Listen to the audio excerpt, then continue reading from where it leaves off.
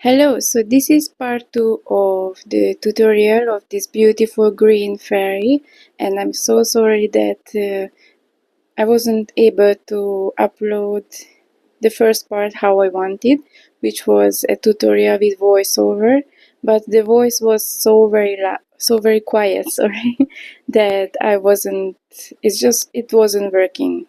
So now I brought a mic. I hope it's going to be working, but I'm not sure. Please let me know in the comments if the sound is still so very bad. Then I will just have to figure out another way to just to explain what I'm using and why I'm using that. So if you want to paint this fairy, you have I have the outline, the line work on my Patreon, and hopefully with my explanation you can recreate this art if you would like to. Thank you so much for watching, and I will see you in my next video. Yay! I'm so happy because I checked the sound and it did sound a lot louder than before, so hopefully it will be okay. So what we are going to do next is painting the darkest area of the painting, which is going to be the inside of the skirt, wherever the frills make it visible to see the inner parts of the skirt. That's going to be the darkest shadowed area, and I'm going to paint it with deep hooker's green. And the technique I'm using is just using a more saturated color and less water, and I'm going to continue painting the upper area of the fairy's shirt, the bottom area, sorry. And what I'm doing here is using saturated color for the middle part, and then with clear water I'm going to nicely blend it out towards the outer area of the dress. And now I'm painting the bird, and what I'm doing here is I'm painting wet onto wet. I mixed the yellow ochre with sap green, and basically what I'm doing here is trying to leave out the outer line of the bird and paint the inner parts only with this beautiful green. So I decided to paint the bird's green as well to match the dress and wings of the fairy, and also her hair is going to be all green in the end. And it's going to give a nice contrast with the red of the flower and the red of the hearts that the birds carry, and the yellows and oranges.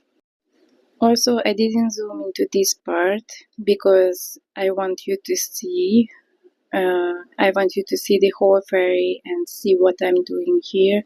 For most of the times I do zoom in because I think it's important to see the strokes and the exact placement of color. But for now I'm just painting. I just keep on painting the bird, so I don't think it's that necessary, but I would wanted you to see the fairy in its whole. Using that deeper color of hooker's green, I'm going to give some shadow to the stems and the leaves of the flowers. And while I'm doing that, you can also have a look at the birds and how they came to be. So you can see the outline that I drew, the pre-drawing. And then you can see how I painted it with that yellow ochre mixed with sap green, so that the outer areas of the birds look white.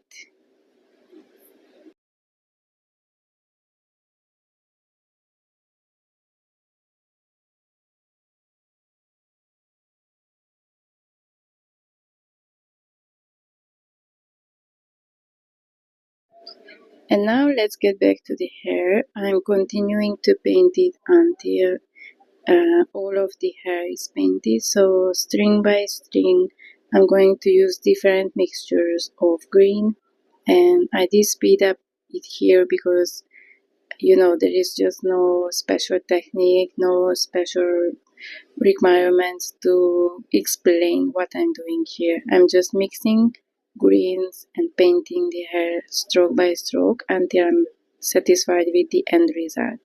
Sometimes I did repaint it because I didn't like the original color, and I did add Hansa Yellow Deep to give a nice contrast of orangey color to the greens.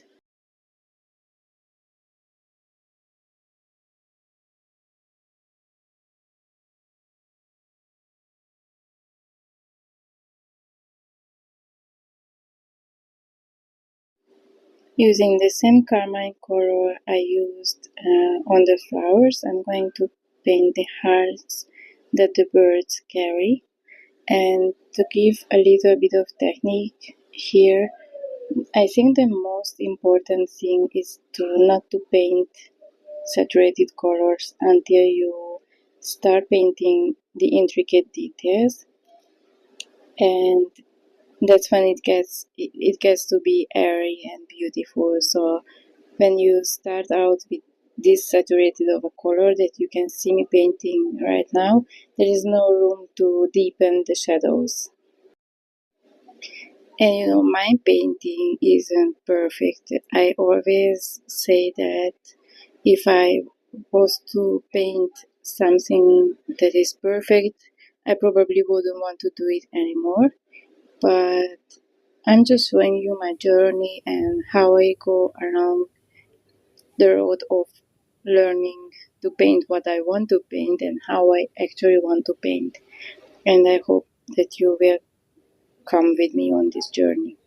So what I'm doing now is giving a little bit of shadow beneath the outer skirt to show how the shadow falls onto the underskirt that she's wearing, using the same kind of blue-green color by Winsor & Newton that I used in the first part where I covered this whole area of an underskirt.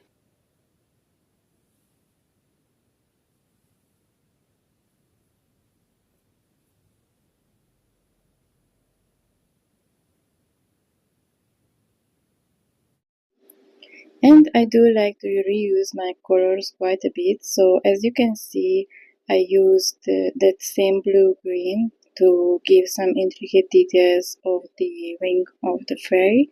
And now I'm just adding the same color that I used for the birds. So I mixed yellow ochre together with sap green. And that's what you can see me painting right now, painting it away with water. So by that I mean that first I'm using the saturated color, and then I'm cleaning my brush with water, and I'm trying to pour out the color so that this beautiful wing is going to be faded out into a paler color of green and then yellow.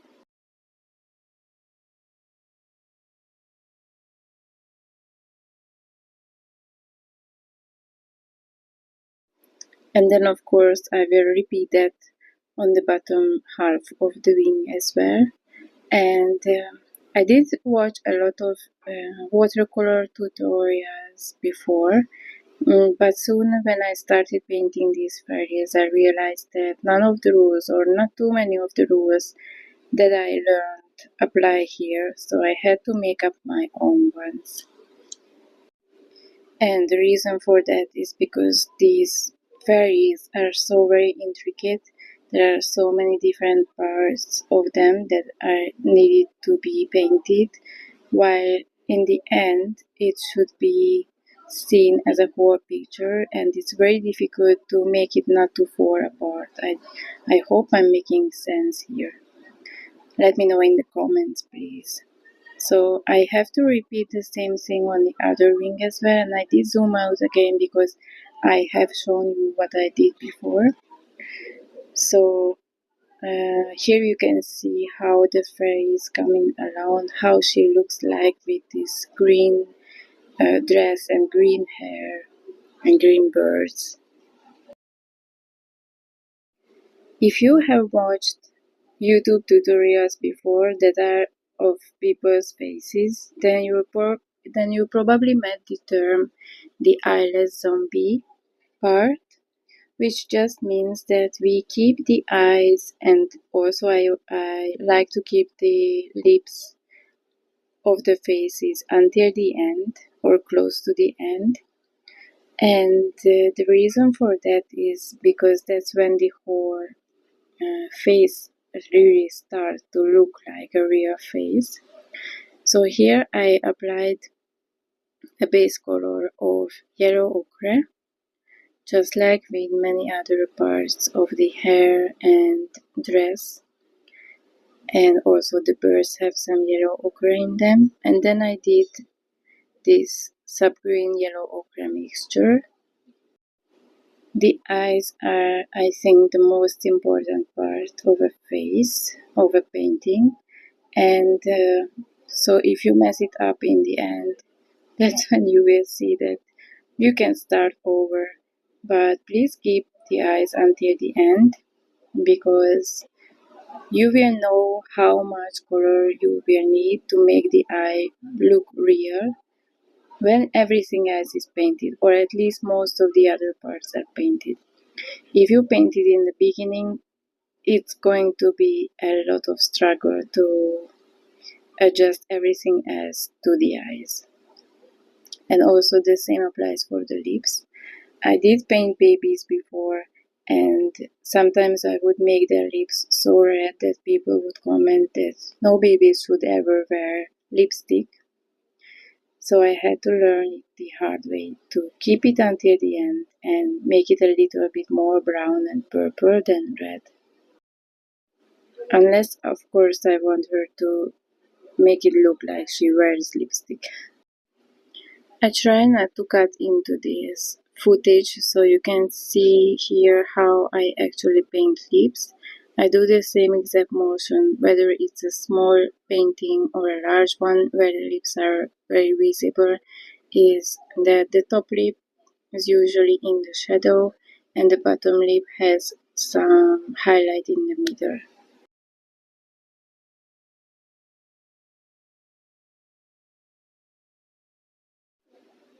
I'm going to add some intricate details to the dress just because I love it.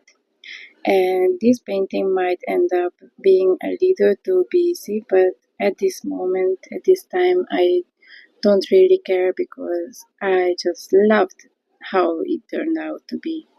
And you can see me speeding up this part of the video because I'm just using a very thin contour brush, painting these little tendrils around her dress.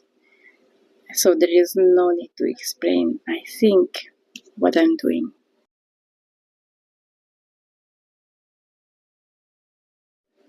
And now I'm recycling another color, Hansa Yellow Deep. You can see this color in the fairy's hair on the top of her shirt and on the bottom of her skirt. And now I'm just going to add some highlight to these sections of her beautiful butterfly wings.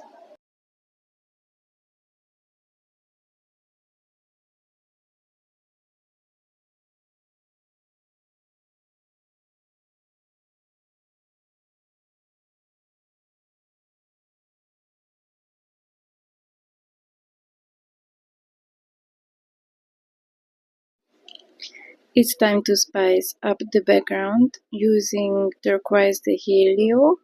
I'm going to paint the background with this beautiful bluish color, so that one half of my picture is going to be this beautiful blue and the other half is just going to stay a very pale Hansa Yellow Deep. And that's going to add some extra visual interest to my painting. And what I didn't record in the end is how I dot painted it, but you can see plenty of my videos of how I dot paint my illustrations, and you can also see how it looks, how my painting looks in the end. So I didn't feel like I have to include that part here because it's just so self-explanatory. But if you would like to see, let me know, and next time I will record every single part of the video. I just didn't want it to be way too long. So I hope you enjoyed this tutorial, and I will see you next time. Bye bye.